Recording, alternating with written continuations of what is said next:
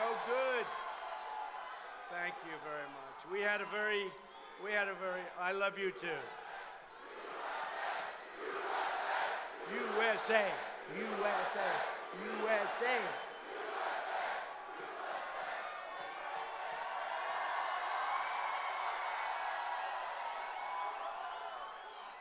So good, so good. Thank you very much for being here. This is an amazing crowd.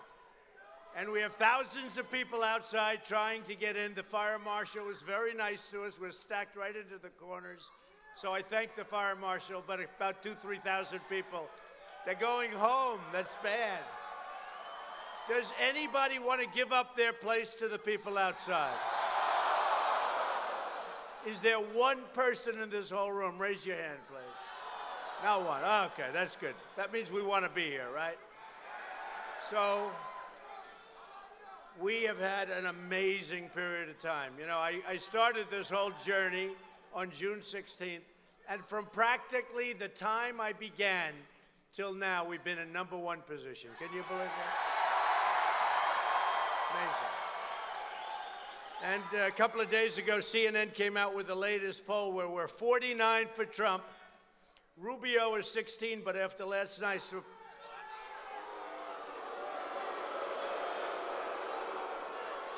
Little Marco.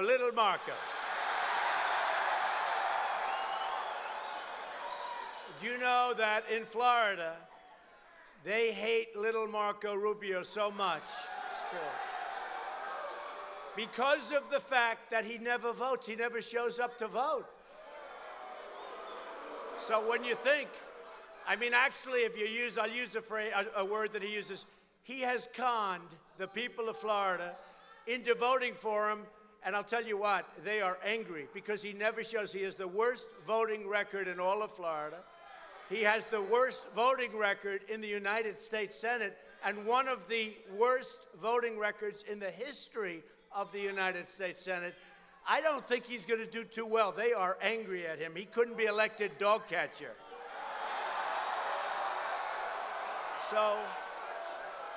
So last night he had a very, very bad night. According to the various polls, he lost the debate badly. But he's at 16, so he's going to go down. So it's Trump at 49.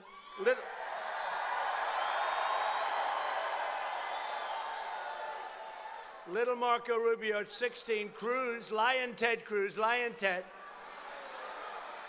You know, it's amazing. No matter what you say with Ted, he'll change it. He'll do whatever he has to do. You call up, oh, I didn't know I did that. So it's Ted. Remember what he did to Dr. Carson, to Ben Carson? He said, oh, no, he's quit the race. He's out of the race. Vote for me. Thousands of him. So Carson was a good guy. So Cruz is at 15, and Kasich is only at 6. I don't know. That sounds low. And we just signed on, you know, Jeff Sessions he's really one of the greats in terms of law and order, in terms of border, in terms of judicial. But Jeff Sessions just came on. And actually, he's a very good friend of Cruz, and Cruz could not believe that it happened. But Senator Jeff Sessions, highly respected, great guy. And another one in terms of the border, Sheriff Joe, right? Sheriff Joe. So we're doing really well, and it's been amazing. And we're going to talk about today trade. We're going to talk about borders. We're going to have a lot of fun, even though it's fun, it's sort of interesting. We're going to talk about cars. We're going to talk about cars.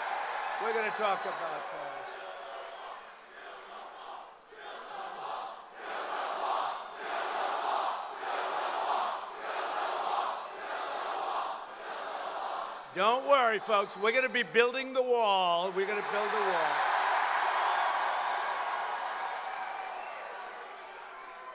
Are you ready? And who is going to pay for the wall? Who? You better believe it. Did you see where the former president of Mexico, Vicente Fox, he said, we will not pay for that F wall. Now, could you imagine if I said it, and he said it, he threw out the F-bomb, and I'm just saying to myself, if I said it, I probably wouldn't be here today, right? This guy used the F-bomb in a major interview with CNN or somebody. And I want to tell you, that was shocking and a disgrace. And I think he should apologize to the people of Mexico and to the people of the United States. We are calling on him to apologize.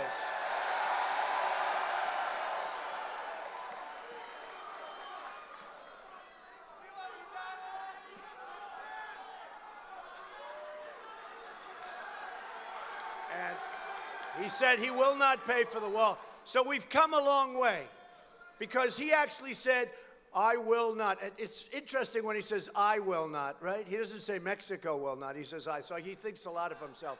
But he said, I will not, meaning Mexico will not pay for the F-wall. And I thought it was a horrible thing. And what's interesting is that at least now he knows the wall is going up. He didn't say we're not going to allow a wall. In other words, we've come a long way. He now said he's not going to pay for the wall. Before, he used to say, we will not allow a wall. Now he says we won't pay for the wall. He will pay for the wall, folks, okay? He will pay for it. And you know what happened when the press called up and they told me about it? They said, well, do you have a response? I said, the wall just got 10 feet higher. You know that. 10 feet higher. We don't play games. We're not playing games. We're not playing games. We are not going to play games. There's no games with us. You know, the thing that bothered me about ex-President Fox is the arrogance, the way, you know, it wasn't so much the wall. It wasn't that we're not going to pay and they're not going to pay for the wall, what he said. It was he couldn't believe that the United States would actually be asking them for something. The arrogance. He couldn't believe, how dare you ask us, the hatred and the arrogance of this guy, because they're used to getting their way 100%. They're not going to get their way anymore, folks. They're not getting their way anymore. They're not getting their way. And speaking of that, I'm not going to go through the whole thing with the escalator ride. You've all heard it. Let me tell you, I'm going to go right to the car business. Do you mind? Because this is car country, rapidly becoming not car country, but we're going to keep it car country, okay? So, about a year and a half ago, I heard that Ford, anybody work for Ford here? Good company, smart company. But I heard that Ford is going to build a plant in Mexico, $2.5 billion. And I have to tell you, you know, for a one-story building, that's got to be about the most expensive plant I've ever heard of. Is that a correct statement? You guys are in the car business. It has to be one of the most expensive. So they're going to build it in Mexico. They're going to make cars, trucks, and parts. And they're going to sell them all over, but they're going to sell a lot of them right into the United States. Now, listen to this. Listen to this. Don't worry. I'm with you, folks. I'm with you. And by the way, this is the reason I'm leading by a lot in Michigan, because everyone knows all I talk about is cars.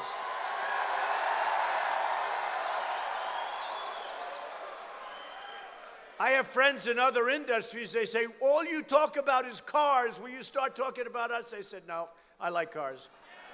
I like cars. But I do. I devote a lot of time, because Mexico is becoming the car capital of the world, whether you like it or not. Sure. And we're going to turn that around. You know, in Tennessee, a great state that I won, by the way, by a tremendous way. You know, when I won, of course, I've won most of them in all fairness. So far, I like it.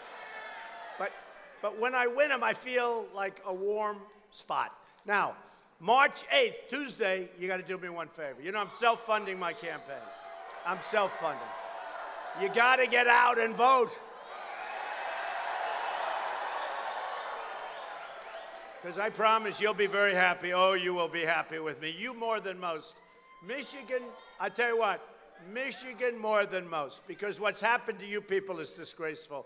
And Michigan more than most. You got to get out. I'm going to say it again later, but March 8th, Tuesday. No matter what's happening, no matter what you're doing, if you get laid off on Tuesday, I still want you voting. I'll get you a new job. Don't worry about it.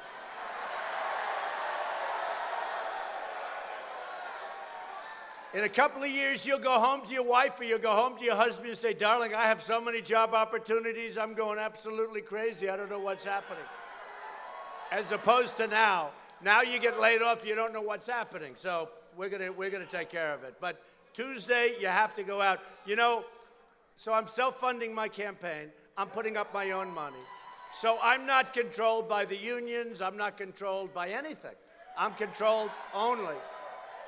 And you know what? You have a representative union. I have to say this. You have a representative union. Who here is in a union? Okay. You like your unions? You like them? Uh-oh. I said, you like your union? Nah. I don't know about that, huh? Well, anyway. But you do love your industry, right? The industry is the all right. So I don't want your money, but I do want your vote. So on Tuesday, you go and vote, okay? And we're going to get this thing, going. So Tennessee was going to get a massive car plant, and it was going to be, they were going to manufacture a tremendous plant. And look, we want it within the United States, okay? I mean, we want it in Michigan, but we wanted it within the United States as our second choice in this room, all right? We don't want it going to Mexico. We don't want them going to lots of other places. We want to stop the cars from Japan.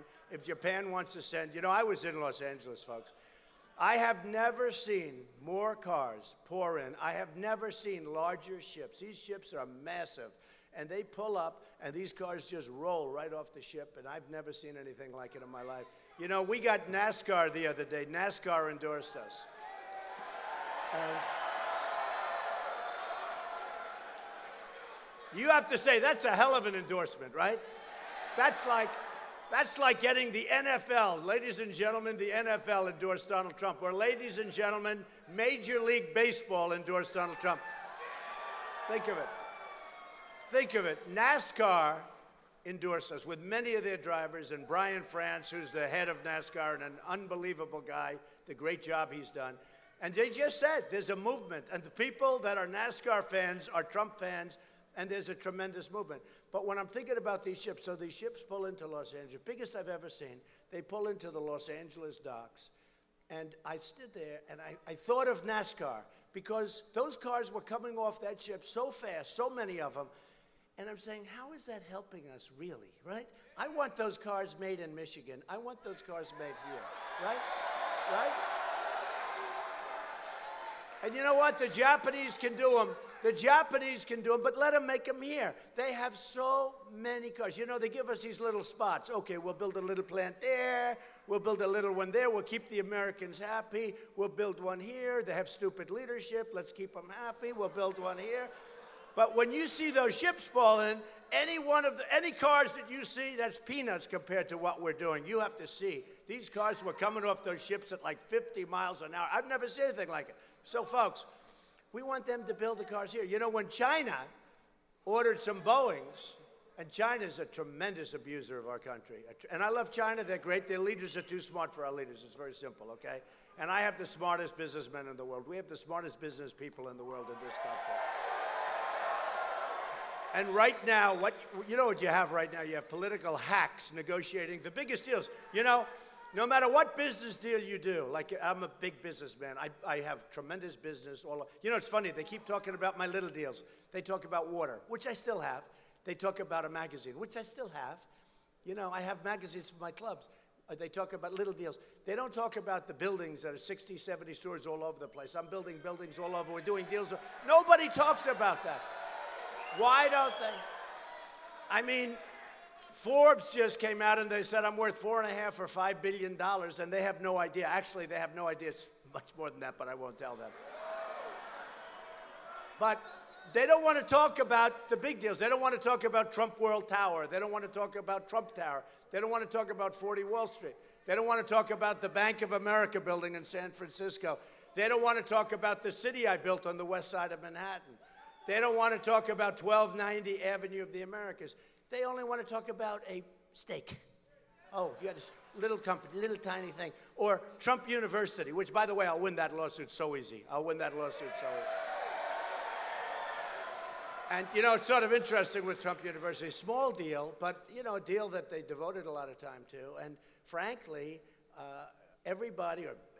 many of the people that took the courses, many of the people they signed report cards when they were completed.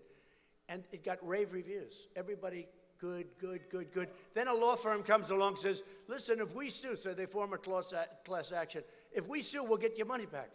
So let's say you took the course and you liked it. And then somebody comes, hey, you liked your course, it's over, we'll get your money back. You'll say, okay, okay. They all sign documents. I don't know even why. They all sign documents, we call them report cards, saying it's wonderful, it's great. So when they come to settle, I say, I'm not going to settle. And you know, the problem with settlers, when you settle, everybody sues you. I watch these banks. Do you ever notice the banks, they get sued over and over again. They have executives at the banks, which is ridiculous. They're being paid $50 million a year, some of these guys, and they always settle. And I say to them, you're getting paid all this money. Why don't you fight the case? Well, it's the government. I said, you should fight the case. You should fight it right to the end, and you make maybe a settlement down the end. But the problem is, when you settle cases, everybody keeps suing you. Does that make sense? When they have to go through a case that takes years and years, like this case has been going on for 4 or 5 years, when they have to go through the pain of really going through a case and really fight, I don't get sued very often. The reason I don't is they say, oh, Trump will never settle. They like to go to the settlers. They sue them. 2 days later, they have a lawsuit settled. They put a lot of money in their pockets, the lawyers. So anyway, so Trump University, I'm going to win that case. It's a civil case, not a big deal. I look forward to going to trial. I'm going to win that case. But they don't talk about all of these massive buildings that I have. They don't talk about the city I built on the west side of Manhattan, which was a tremendous success. They don't talk about all of the deals we're doing all over the country and all over the world, actually. You know, Turnberry in Scotland, et cetera. They don't talk about Doral, where right now we have the World Golf Championships. You saw that, the Cadillac World Golf Championship, sponsored by Cadillac. So right now, and I'm supposed to be there, and I'm here with you. I'm supposed to be there. I am right now, I had it marked for 2 years. I have right now, so we have the Cadillac World Golf Championships. Rory McIlroy, everybody's there, right? Phil's doing well, by the way. Phil Mickelson, he's doing great, second place. So I'm supposed to be in Miami at my place watching these great golfers play golf, and here I am in Michigan, and I love it, okay? I love it. I love it. So we're going to talk about cars. One thing, this guy Romney came out yesterday. I mean, the hatred he has, the hatred, the jealousy, the hatred, it's hard to believe. Now, look, let me just tell you. Now, I know you guys should like him, right? I mean, you should like him, but no? Remember the 47%? Remember when he made the statement 47%, and in one speech, he lost, thank you. In one speech, he lost 47% of the voters. Can you believe it? He's not a smart guy. This is not a smart guy. But anyway, so he came out yesterday, and the reason he doesn't like me is that I said you shouldn't run because you're a joke artist. You ran against Obama 4 years ago. It was a race that should have been an easy win. He made a fool of himself in the second and third debate.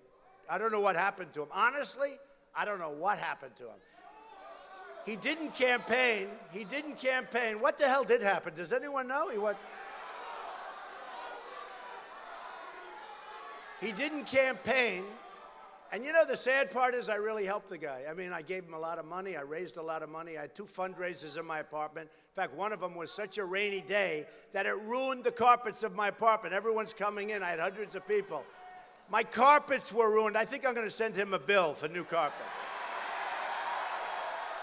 But here's a disloyal guy. See, he's an elitist. See, to me, I don't consider him elite, but, you know, hey, I don't consider him elite because I'm much richer than he is. He's worth, you know, I have a store that's worth more money than him. It was a very interesting. I jokingly said that because I don't like Romney. I don't like him. He thinks he's hot stuff. And he thinks I hate people that think they're hot stuff and they're nothing. Okay, nothing. But I was in Iowa. And I love Iowa. And by the way, do I love New Hampshire? Do I love South Carolina? And do I love Nevada? And do I love the last, as you saw, the SEC, we had the big night by far. Everyone's saying landslide for Trump.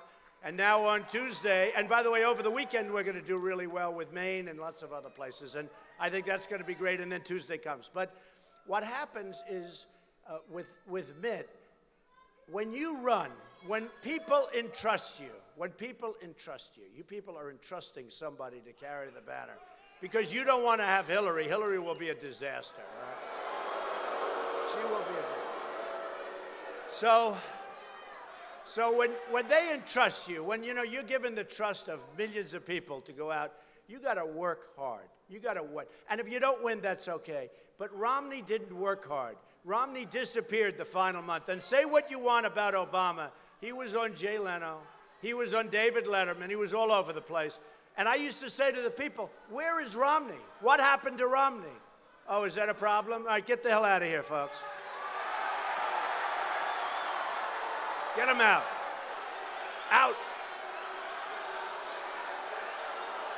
Get him out.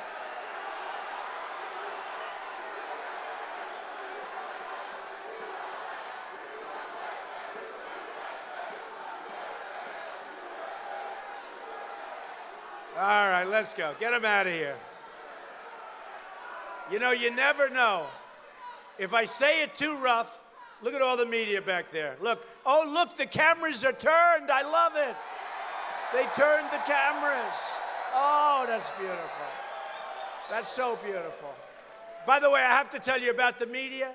They are the most dishonest people. They're worse than Rubio, and they're worse than Cruz.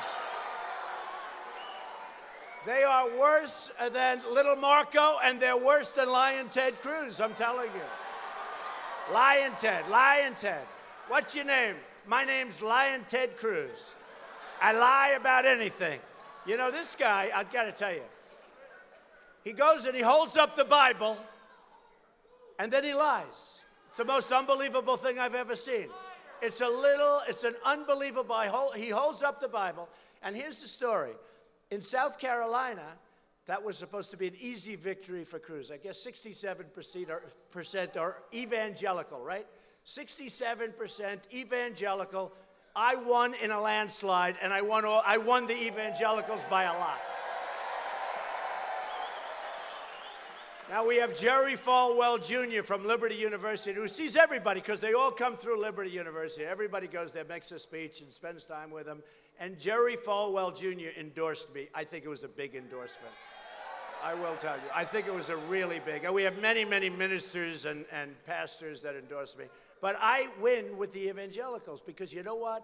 The evangelicals, they probably know I'm not perfect, but they know I'm the best for security. I'm the best for the military. I'm the best for taking care of the vets. I'm the best for knocking the hell out of ISIS.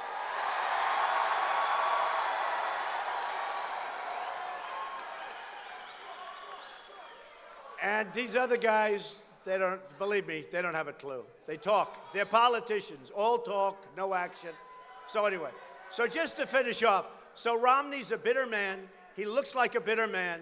He's attacking really your front runner by a lot. And he wanted to run. And he was going to run, and I put up with it long enough. And I said, look, you can't let him run. He's a choke artist. He choked the last time. And do you ever see in sports? Now, unfortunately, some of you may be choke artists, so be quiet about it, but don't worry about it. But do you ever see in sports, just keep it to yourselves. Don't tell anybody. But do you ever see in sports, once a choker, always a choker. When you miss the kick one year, you miss the kick the next year. Once a choker, always a choker. And that's the way it goes. The Jack Nicklaus's of the world, Jack was great. The Jack Nicklaus's of the world and the Tom Brady's. I know some of you might not love Tom, but I do. I do. In Massachusetts, I got close to 50%. I think I got over 50% of the vote. And you know what happened? Tom Brady was saying all these great things. Trump is a winner. He's my friend, and he is my friend. He's a great guy. But when Tom said that, I have to say, in New England, you cannot have a better reference than the great Tom Brady. Do we agree? You just can't. So anyway, we won Massachusetts with record numbers. I got 50,000 more votes than Mitt Romney, who was from there and ran for governor and the whole thing. So, although he did lose very badly when he ran for the Senate. He got killed. So here's the story.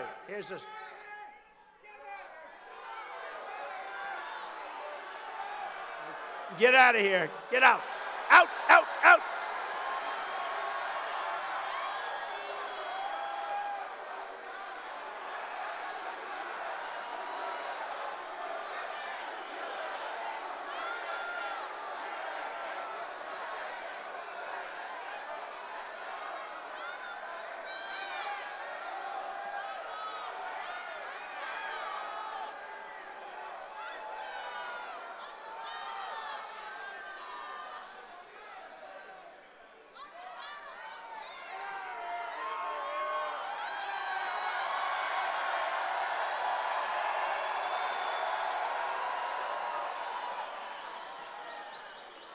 That was the meekest protester that I've ever seen. We said, get out of here, and he just, okay. That's the kind of protester we like, right? He's okay. Don't hurt him. Don't hurt him. I always say that, because every once in a while we say, knock him, and do I get killed by these characters? You know, like they're legit, right? Like they're legit. You know, we had a case where Ted Cruz was asked about waterboarding, and he couldn't answer the question because, you know, he was politically correct. And in all fairness to him, it was essentially, what do you think of waterboarding? Would you approve it? Would you this? Would you that? And he didn't want to get into it. And I understand that because he wants to be politically correct. You know, they're allowed to chop off the heads of people, including ourselves, but we're not allowed to waterboard. Do you think they think we are the dumbest, weakest people in the world as they sit there? So they asked Ted Cruz about waterboarding, and you can see his answer 2 debates ago, and he's going like, oh, well, waterboarding, what do I say? What do I say? It's so vicious, it's so violent. You know, sort of the minimal, I don't know, I'm sure it's not pleasant, but it's minimal. So he didn't want to get into it. He didn't sort of answer the question. They turned, what do you think, Mr. Trump? So I said, well, throughout the Middle East, they're chopping off heads of Christians. They're chopping off heads of people. Anybody gets in the way. They're drowning 30, 40 people at a time in heavy steel cages. As far as I'm concerned, waterboarding is absolutely fine, but we should go much further. And I got a standing ovation. Standing ovation. Right?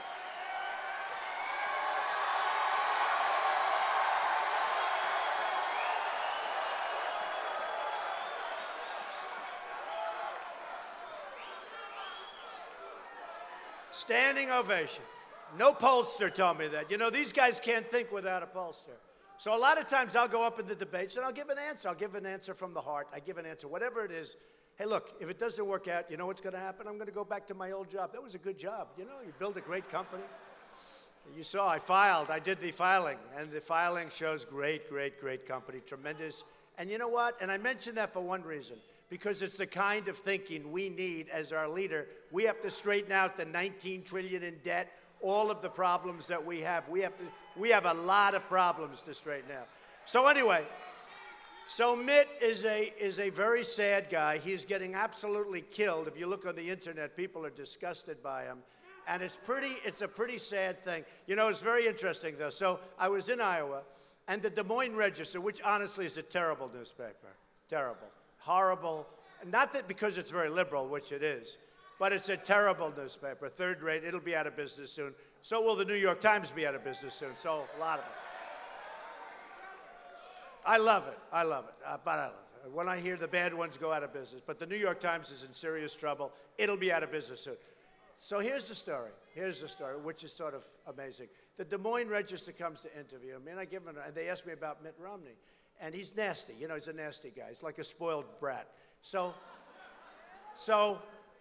I said, they said, well, he's very wealthy. I said, what do you mean he's wealthy? I have a store that's worth more than him. So they wrote, I have a store. But they didn't believe me. They didn't believe me. So they came the following day, we get a call. You don't have a store. This is an exaggeration. You don't have a store that's worth. Well, he's supposed to be worth $150 million. So I said, what do you mean I don't? Here, take it. They went out and retained 3 appraisers. And they looked at the store, the Gucci store on 5th Avenue and 56th Street, right? Which I own. I said, just look at the store. Don't look at the building, which I own. Just look at the store. Just the store on the corner of 5th Avenue and 56th Street. So they said, they call up, they said, you're right. It was worth between $400 million and $1.4 billion.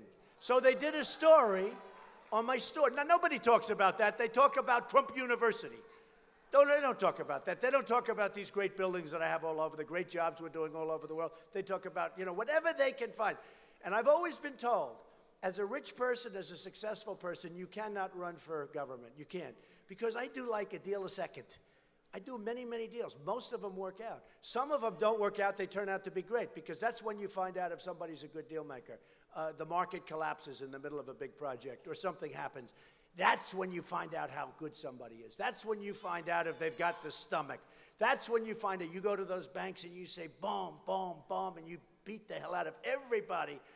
And I'll tell you what, I have made deals that should have been disasters into among the best deals I've ever had. Because during the bad time, when the market collapses, I mean, if you're building a big building and you're going up 90 stories, but on the 45th floor, the market collapses. Everything looks good. You're selling. Everything's good. Then the market collapses. Now you're building a building and there's no market. It's a total disaster. It's not your fault. Your timing might be your fault because, I always like to pick good timing, but not your fault.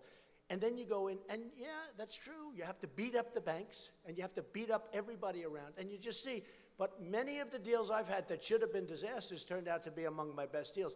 That's when you learn about deal making. That's when you learn who's a good deal maker. So important. So important. So anyway, so let me just tell you a couple of things. We are going to do something that's going to be great.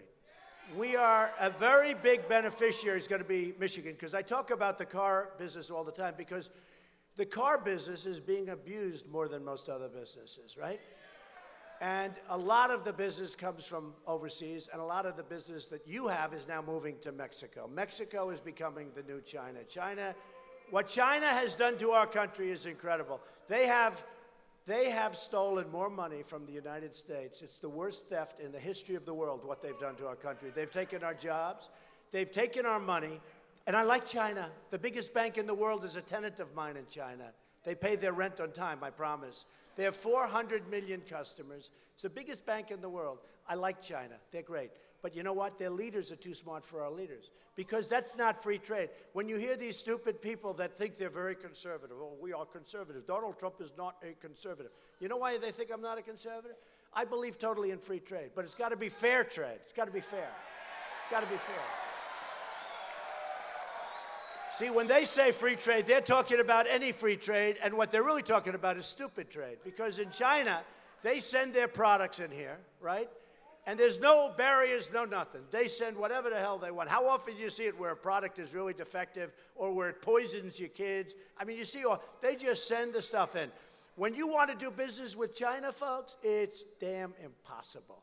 When you want to get your product, I have friends that are manufacturers. They can't get their product into China. When they do, they're charged a big tax. They're charged a very, very big tax.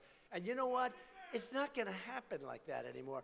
We're losing $500 billion a year. We have a trade deficit with China.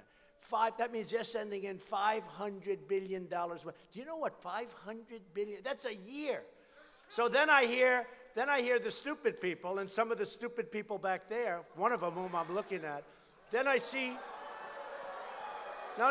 hear the stupid people. Donald Trump is not a conservative because he doesn't believe in free trade. I believe in free trade, but it's got to be smart trade. It's got to be fair trade. It's got to be even trade.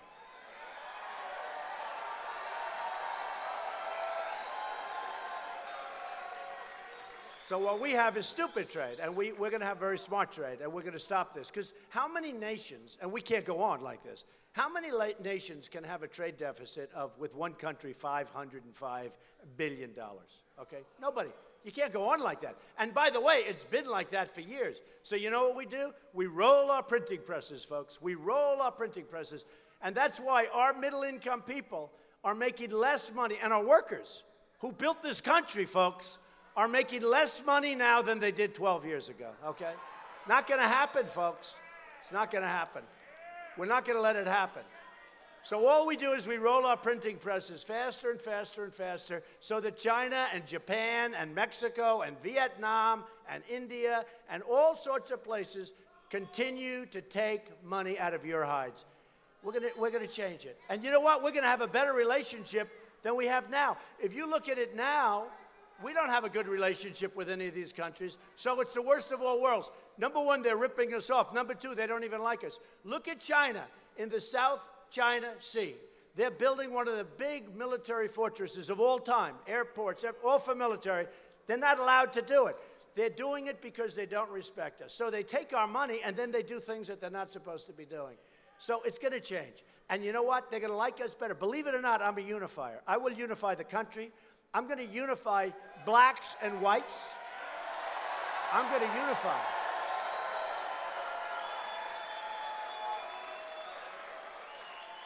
And we are not unified now. You know, when we had an African-American president, the one thing I said is, great, because we'll have much more unity. We'll have the African-Americans, the whites, we'll have something.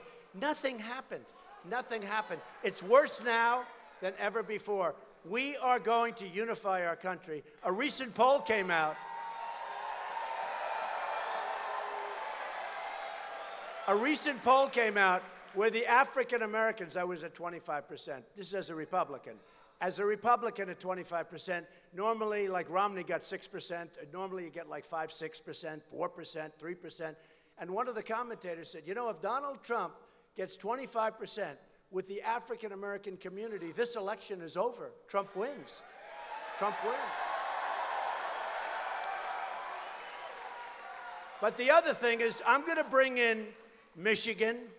These are states, just so you understand, that, you know, a guy like a Marco or a guy like Lion Ted Cruz, these are states that a normal Republican, because I'm not a normal Republican in many ways, but a normal Republican cannot think in terms, frankly, I hate to say this, cannot think in terms of bringing in Michigan. And if you don't bring in Michigan, that's, you know, it's tough. It makes it, you have a very narrow road. Structurally, it's very hard for a Republican to get elected, structurally. But I'm going to bring in places like Michigan. I think we're going to win Michigan. Who is going to vote?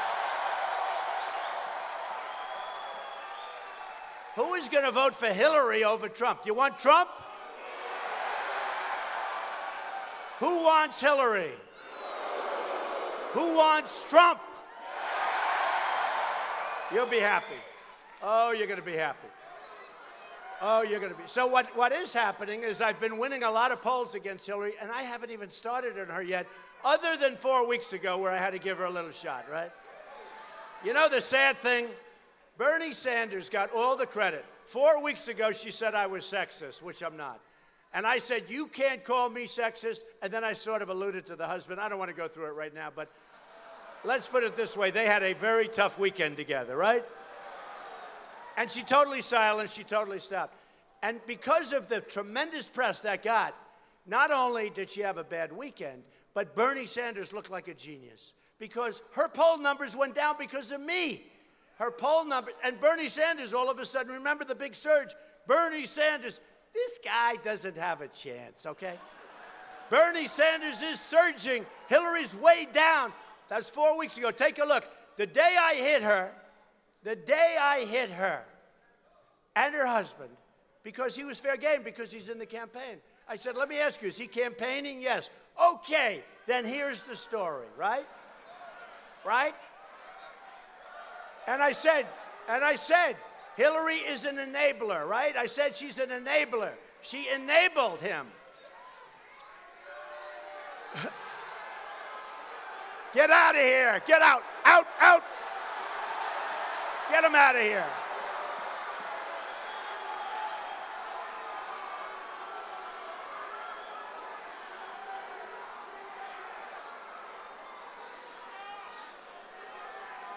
That's strange. He looks like an Elvis impersonator. That's strange, because all the Elvis impersonators love Donald Trump. They love me. That's very sad. That makes me very unhappy. So I said that Hillary's an enabler, and that was the end of it. But she crashed. Remember that? She totally crashed, and they gave Bernie the credit like he's some mastermind. Let me tell you something. Bernie never had a chance. Bernie's going down, and it's over. Now, the only thing that can save him is if something happens to Hillary with regard to the emails, which should happen. Should happen. Do you remember, though, and it was a sad thing, do you remember when Bernie, when the microphones were taken over, when the two girls came up, and they took over the mics, they start screaming as he's speaking, and here's what he did. Oh, okay. And he went to the back of the stage, and he watched them speak. I said, that's never happening with Trump, folks. That's never happening. That's not going to happen with your Trump. So here's the story. And I want credit. Press, I want credit for the big down moment in Hillary. Okay, you never gave me credit for that. You gave it to Bernie. Bernie should thank me. I want Bernie to make a speech today and thank me. Because if you look at that, I should get credit. Thank you, media, you dishonest people. Thank you. World's most dishonest people, the media. Oh, they are disgusting. They know. They write stories about me that they know are wrong. But, and just before I get back to the cars, because I do want to talk about cars, and then we get the hell out of here, okay? But I do want to talk about cars. But I have to say this. They will write stories knowing that the stories are wrong.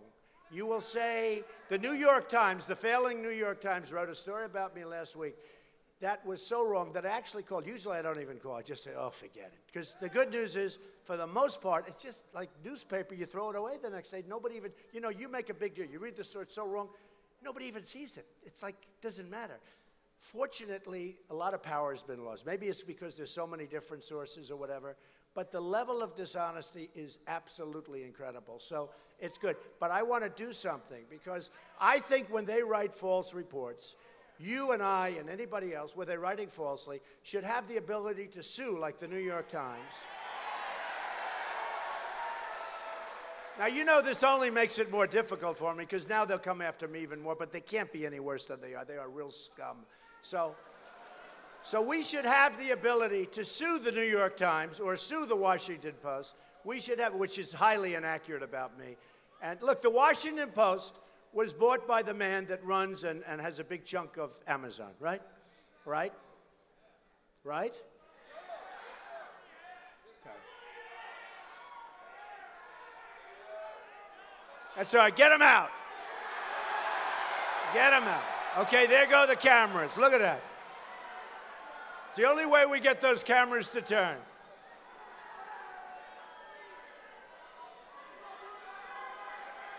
Get him out. Hey, are Trump rallies the most fun, right? Do we have a good time? We're having a good time.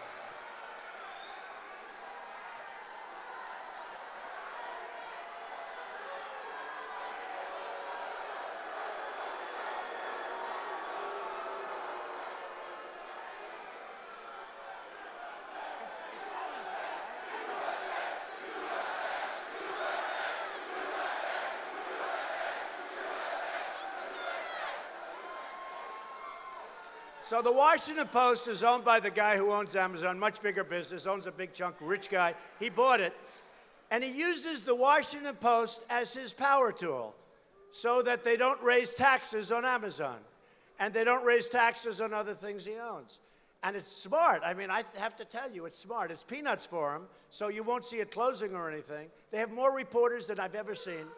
No, but we got to do something about it. Now, he loses a lot of money with the Washington Post, but that's fine because it doesn't mean it's small money compared to what he has. But he uses that as his lobbying tool, as his political tool, and he's allowed a tax deduction on his losses. So we're going to explain the whole thing. I've been explaining the whole thing. I actually think he's a very nice guy. I think it's a very smart move, but I just want you to understand, these newspapers are so corrupt and so dishonest, we got to do something about it. We got to do something about it. So Tennessee was going to have a car plant. And what happened, they're all set, big foreign company, and boom, one day they read they've decided to go to Mexico just before signing. You all heard about it. It was a terrible thing. And Tennessee lost that plant. And I love Tennessee because they voted for me last week. I mean, Super Tuesday was incredible, right? I don't forget those places that vote for me. The ones that don't, I can maybe forget them. But there haven't been too many of them, have there? But Tennessee was great. We won by a lot, and they're great people, amazing people, great country music, by the way, but amazing, amazing people. And they were going to have a car plant, and at the last moment, they went to Mexico. Now, let me just tell you. So Ford, and this has been my favorite story, so I'll give you the A+ story as opposed to the D because we're in Michigan, right? So Ford, good company, done a good job and all that, good new person taking over, and the person that ran it is a fantastic guy, no complaints. But Ford decides to build a $2.5 billion plant in Mexico.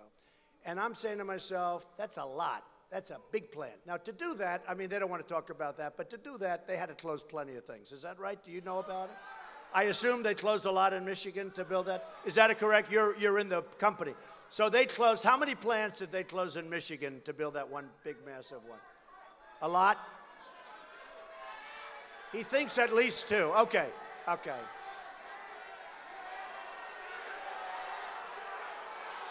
Get out of here. Get out. Out!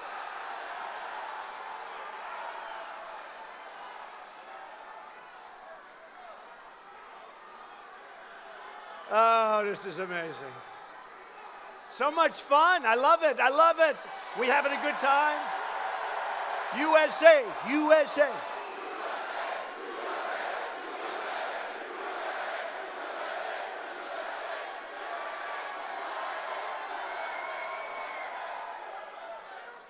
All right, yeah, get him out. Try not to hurt him.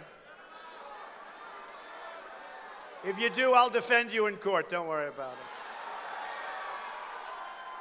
You know, one of the things that happened, he wasn't bad, but some of these protesters are really violent people.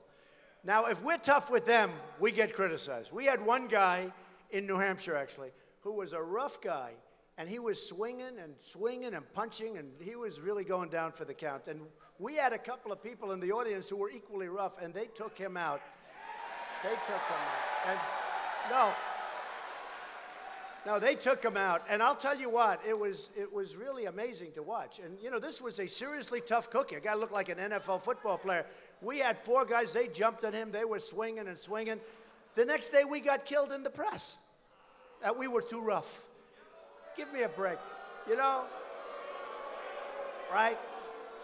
We don't want to be too politically correct anymore, right, folks? So, no, it's very unfair. You know, they're allowed to swing and punch the hell out of people, but if we get a little bit rough in taking them out, oh, we're terrible people. You know, that's the way it is. It's one of the many reasons our country's going to hell. All right. So Ford wants to open a plant. So 2 years ago, they announced they're going to open this massive plant in Mexico. And I'm saying to myself, hey, I was a very good student. I went to the best school, Wharton. You don't have to go to Wharton. You don't have to go to a good school. You don't have to go to school. It's not going to do us any good, okay? It's not. All I know is they're closing, as you say, at least 2 plants. He's a man who works for Ford. But they close plants. Somewhere in the United States, plants are closing because this thing is massive. So they're going to make cars, trucks, and parts, okay? So I'm saying to myself, boy, that's a big deal. Now, in the meantime, Carrier just announced they're going down to Mexico. You saw that? They just announced it. Divisions of United Technologies are now moving into Mexico. Nabisco from Chicago, no more Oreos, folks, no more. Nabisco is closing their big plant in Chicago. They're moving to Mexico. We better be careful. We better be careful. We're losing our businesses, folks. Pfizer, you know, is moving out of the United States, a big, massive pharmacy. They're moving to Ireland. They're moving to Ireland. We better be careful. You know, this corporate inversion is really a big problem, but Pfizer's moving, and we have a lot of companies. That'll all change if I'm president because I know how to do it. Okay, so here's what happens. And I put myself in the position.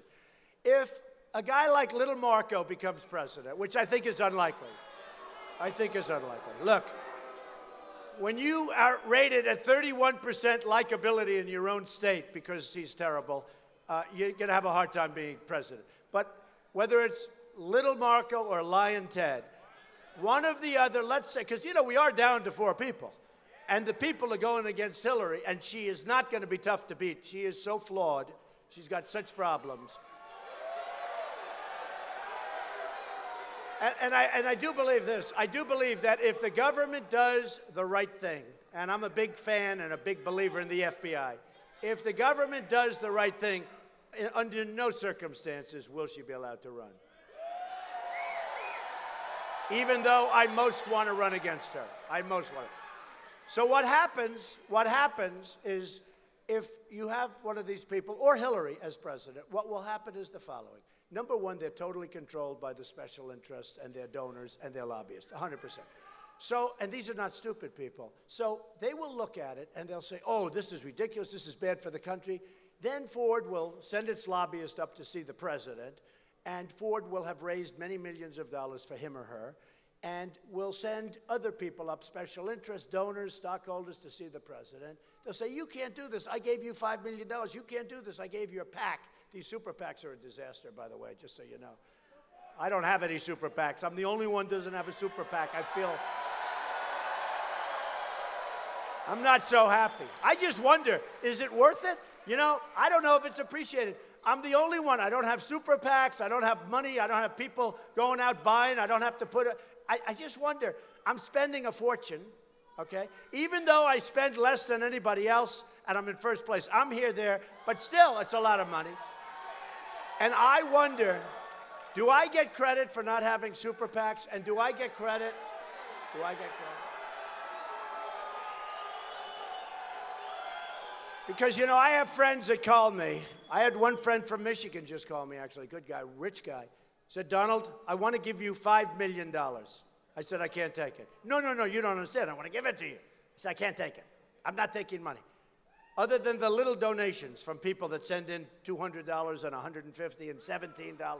Because, frankly, those are people that really believe, and those are people that invest, okay? And it doesn't matter to a whole lot. And how do you send it back to them? A woman sends me a check for $17.50 with a 4-page note. What do I do? Say, sorry, I'm not taking your money, you know. So it's one of those things. You read the letter. You sit down all night and read those long letters. We get the longest letters from people because they want hope.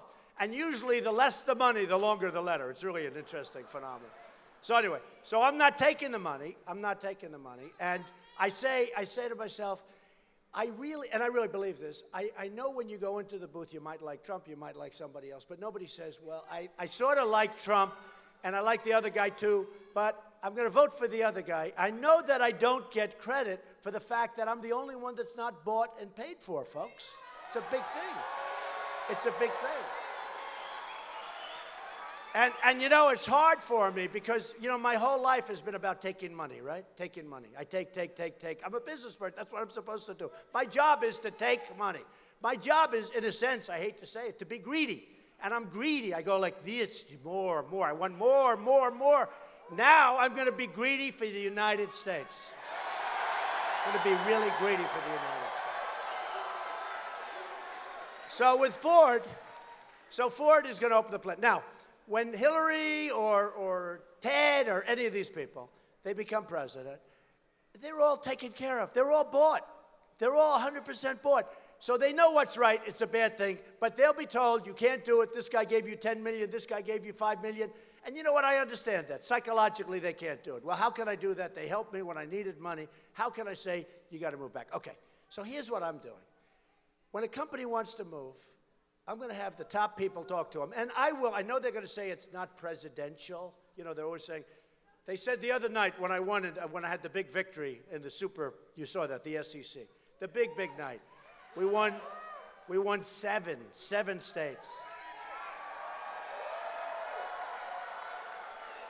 And then we came in second. I mean, second is like a bad thing. I mean, we won. We won so much. I mean, we won. It was, you know, sort of semi-record setting, I guess. But anyway, so we had this great night. But here's the story. So what happens is I'm going to say the following. I'm going to say, number one, I'm going to call. They thought I was very presidential that night. They thought I was so, they said, why? No, the press. They said, I got great reviews. I made a speech afterwards. I had a news conference. I took questions. And they said, during that night, where we won 7 states, they said, I was at Mar-a-Lago in Palm Beach, Florida, and they said, he was so presidential. Well, when I'm on a debate stage and I have all these people throwing things at me, you got to fight back. Somebody said, Donald, you're the leader, the prohibitive favorite. Just stand there and take it. I can't do that, right? I can't do. They actually said, be presidential. I said, does that mean that I can't fight? So when little Marco spews his crap about the size of my hands, which are big, the size of my hand, No, he made a thing. He says, well, Donald Trump has, let's see, what can I say? What can I say? So I looked at him, I said, Marco? No, I just wanted to say, look at that. Those hands can hit a golf ball 285 yards, right? Those are good, strong. I've never been criticized about the size of my hands before. I'm saying to myself, what's going on here? So anyway, so what do I do? For the rest of my life, I have the curse that I have little hands. Little hands. Take that guy. So I said to my people, so what do? Do I stand back and just take incoming and act presidential? So now I'm Donald Trump is a con man. Donald Trump is this, and I'm standing like that. You know what would happen? You know how many people I'd have in this room if I did that? I'd have about 7. I'd have 7. And they would be mostly the protesters that were thrown out. Straight. No, we can't take it. That's the problem with our country. Our country takes abuse from everybody, and we don't do anything about it. When Vicente Fox gets angry because we are actually telling him that we're going to have a wall and we're going to build a wall and he's going to pay for it, he can't believe that this country is saying this to him. That's why I loved my statement when I said, now it got too old. I've just loved it. I don't want to repeat it, but I loved it. Okay, are you ready? So here's what happens. These guys are going to do nothing. You understand that. They're going to do nothing because they are bought and paid for. In fact, you have special lobbyists. It has Marco Rubio on the forehead. It's like stamped. You need Marco Rubio's vote, you call up a certain guy in Washington. You need Ted Cruz's vote, who, by the way, is totally under the ether of the oil companies, which is fine, but that's the way it is. You need Ted Cruz's vote. It says call up so-and-so on K Street. 100% he'll take care of it. He gets his $1 million, $2 million, and you have your vote. You know, it's just the way it works, folks. No good. With me, nobody gave me anything. Nobody gave me. So here's what's going to happen. Here's what's going to happen. Smart people, so they get called and they immediately get turned off by their lobbyists, special interest, and donors. Okay, so that's the end. So Ford will build and by the way, 3 days ago, I'm reading the paper, and because there was no pressure put on Ford, they're now doubling down. Did you see that? They're now going up with more. The $2.5 billion was 2 years ago. I've been talking about this for 2 years. And what a better place to speak than Michigan about this, right? Right? But I've been talking about this Ford plant because it bugged me. I've been talking about Carrier and I've been talking about others, but the Ford plant bugged me because it was so damn big, okay? And because it's the car industry. So what happened is this. They will not do anything, and I think we agree. Now, okay, now let's assume Donald Trump becomes the president of the United States. No game. Now I'm going to be so presidential. I'll be so presidential that you people will be screaming, loosen up, President, loosen up. They'll be saying, you know, I wish the president would loosen up a little bit. All right, okay. But here's the thing. I have the best businessmen and best businesswomen in the world. Know them all. So what we're doing is this. And we have the greatest business people in this country. So I will have people, but this is too easy. I want to do it myself because I love doing this stuff. You know, Obama likes relaxing and going on vacations. Me, I like working. I really do. I like it. So I want to do it myself. So I have Carl Icahn. I have all of these people. I want to do it myself. So here's what happens. I call up the head of Ford, and I say, here's the story. I want you to enjoy your new plant. I hope it goes up on time, on budget, on schedule. I want it to be a beautiful plant, and I hope you produce beautiful cars, trucks, and plants, and I hope you have wonderful labor relations with all of your Mexican employees, okay? But you've hurt the United States because thousands and thousands of people are put out of jobs, and you're sort of leading the way into Mexico because since you've announced, many other people have announced, and the problem is we have very stupid leaders. We have leaders that are very stupid, but now we have a very smart leader. And here is the story. And here's what some of the super conservatives don't like about me, because I'm a free trader, but I'm a really smart trader, right? So I'm going to tell them, sorry, folks, but every car, truck, and part that you make and is shipped into the United States, you are going to pay a 35% tax on it, okay? Going to pay it. So you're going to pay a 35% tax anytime you ship a car, truck, or part into the United States. Now, they're going to say, Mr. President, no way, no way, we can't do that. Then I'm going to be besieged by lobbyists and all these people, half of whom I know. I'm not going to do anything for them. I know them. Some are good guys, some are real sleaze, by the way. I want to tell you, these are serious sleaze. These are really dishonest people. These are players at the highest level. So I will be besieged by these people, and I'll just laugh at them and hang up, and that'll be it. Within 24 to 48 hours, I will get a call from the head of Ford, and he will say, Mr. President, we have decided that we will build our new plant in the United States. What's going to happen? What's going to happen? Now, that's not 90% sure. It's not 95% sure. Not 98 point. That's 100%. 100%. 100%. And I want to do it myself, I'm sorry. And they'll say, I can't believe the President of the United States is calling Ford and Carrier. How about I call Carrier air conditioner? This is the President of the United States. By the way, any air conditioner unit that you make and ship into the United States, you're going to be paying a 35% tax. Oh, no, Mr. President, I promise, we're not leaving. We're staying in the United States, sir. We love the United States, okay? Now, they've got all kinds of formulas. They've got all sorts of nonsense. It's the only way you're going to keep your companies, folks. And if you want to keep your companies, get used to it, because that's what's going to have to do. And don't call it free trade anymore. Call it really, really, really smart trade, all right? One of these guys said yesterday, oh, my God, Donald, it was a stupid Romney, stupid Mitt. He is a dumb guy. I swear, I've always said he's a dumb guy. Stupid Mitt said, Donald Trump will ruin our economy. Well, our economy had last quarter GDP 0. We had no growth. You know, if China has 7 or 8%, it's like a catastrophe. With us, we had no growth. Last quarter, no growth. We're growing, and yet that's going down. We're going to be negative. We're going to be negative GDP. That means that people are leaving. That means that our industries are leaving. That's what's happening. I'm telling you, he's a stupid person. Here's the story. Here's the story. He said, we will ruin our relations with other countries. Now, China, I'm very friendly with them at the highest levels. I love China, great. But I made a lot of money on China. They pay me tens of millions for my condos. I told you I have the biggest bank in the world as my tenant. I own the Bank of America building in San Francisco, a big chunk of it, 1290 Avenue of the Americas, one of the biggest buildings in New York City, largest floor plates in New York City, all through China. And I don't mean friendly, I mean sort of unfriendly. But I think China's great. They're smart.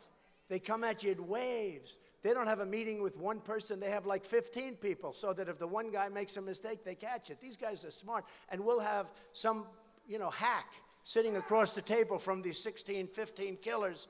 The poor guy doesn't have a chance. That's going to end. Okay, so here's the story. So Romney said, he'll ruin our economy. We won't be able to trade anymore. Let me tell you something. Hey, folks.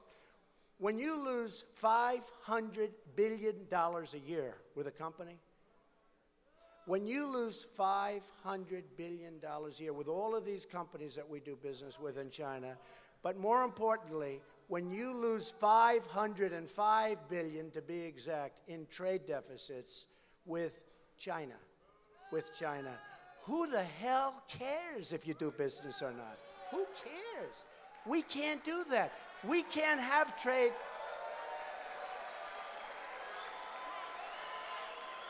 We can't have trade deficits of the magnitude that we're talking about. Breaking even's not great, but if you broke even, I can see it. But, we're worried about, we have politicians like a Romney guy. These are people from the wrong age.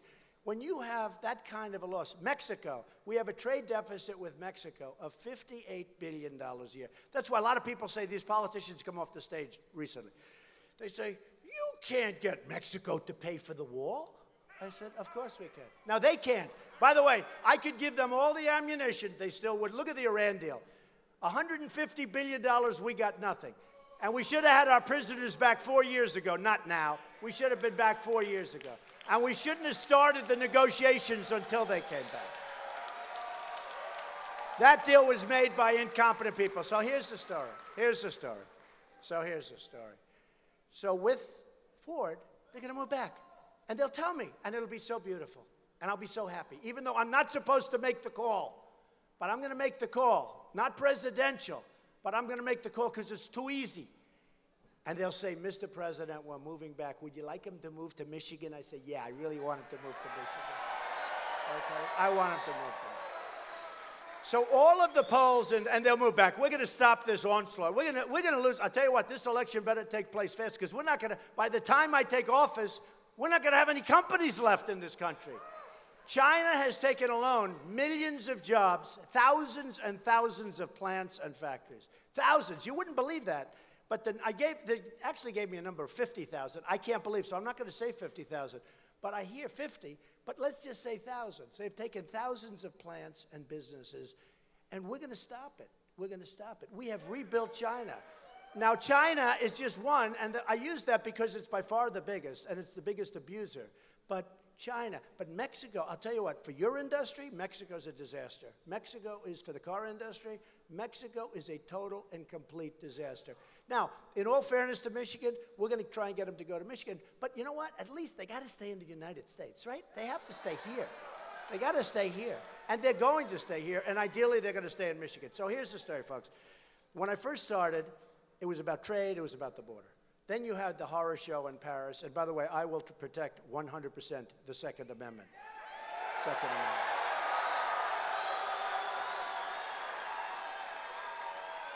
I will repeal and replace Obamacare, which is a catastrophe.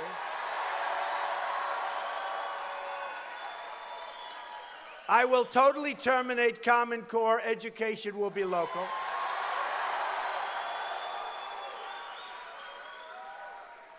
And I will totally, totally, totally rebuild our military. It'll be bigger and better and stronger than ever before.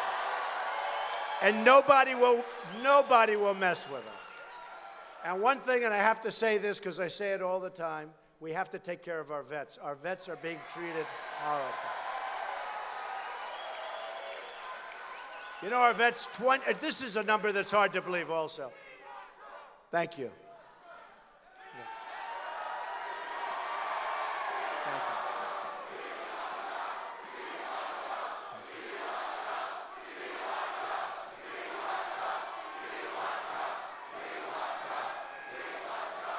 Thank you. Thank you. Our vets are being just treated horribly. Think of this. 22 suicides a day.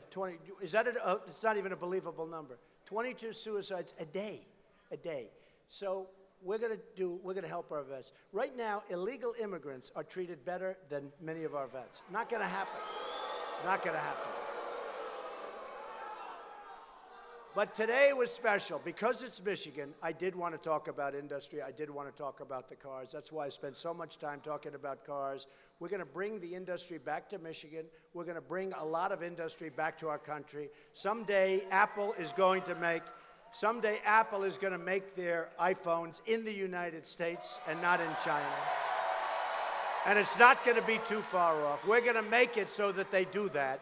We're going to make it so that it makes economic sense for them to do that because we have people in Washington that truly don't know what they're doing. So this has been an amazing honor. This is an amazing place, an amazing state.